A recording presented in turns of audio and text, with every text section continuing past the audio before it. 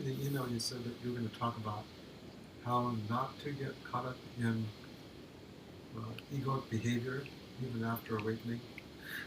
Okay, so Roy is saying that in the email I said how to not get caught in ego behaviors after awakening.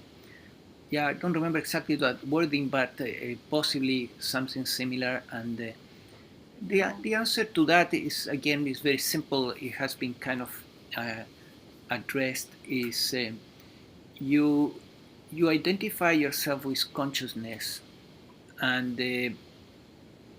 from this consciousness you you take hold of the mind uh, by activating the intuitive thoughts, so to speak, using the mind, you as consciousness, or not interfering with that. That's another way to put it. And then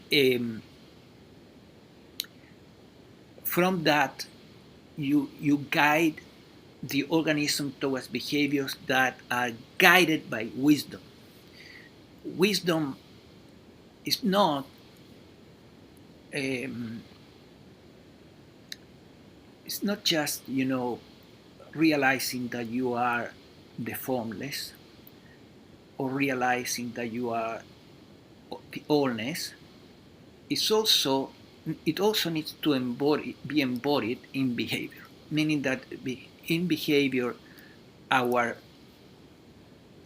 the actions of the mind body organism have to reflect wisdom.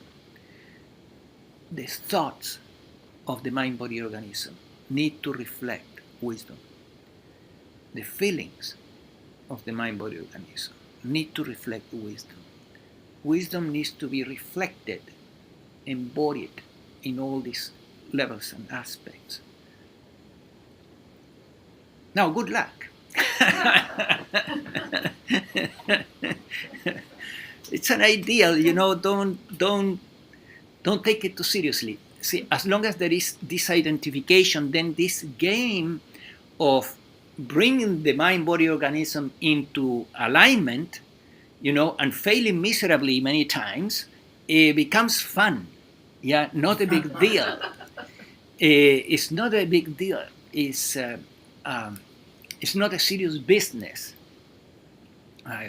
Well, yeah, I would take a moment to use the word me and my and I to explain this. But I coming here, there was this was coming a little bit late, and on top of it there was a great jam to enter the freeway, and the the the lights are poorly coordinated so that the cars in front of me having a were not crossing that intersection twice with green light, and it was looking really bad. The whole thing was stuck. So I signaled to the right, and finally I was able to do this, to move to the right, and then I went through a whole block and I had to turn left, and I didn't have the access to the left. The arrows were not allowing me to turn left. So basically, I turned left illegally. And this led into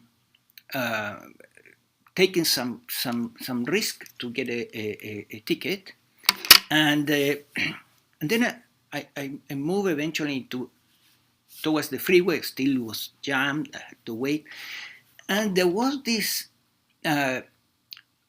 real having fun with what the organism had done, which seemed to be more like a teenager driving than a 60-year-old man, driving that truck.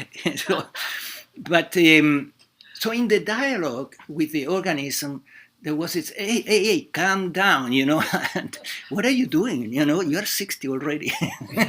You shouldn't be doing those things. And there was so much laughing about it, So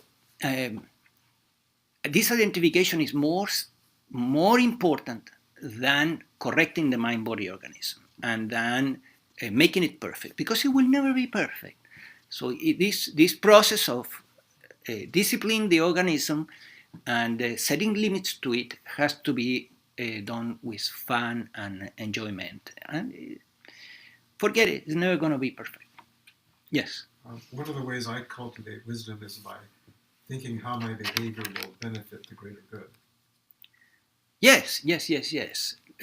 Of course. So Roy is saying a good way to discern also about behavior is whether his behavior is going to benefit, is going to be for the highest good, right? Mm-hmm. Yes, and obviously violating traffic laws is not for the highest good. But it could be, says Diane says it could be, right? Well, it was definitely good for this organism. Good for the satsang.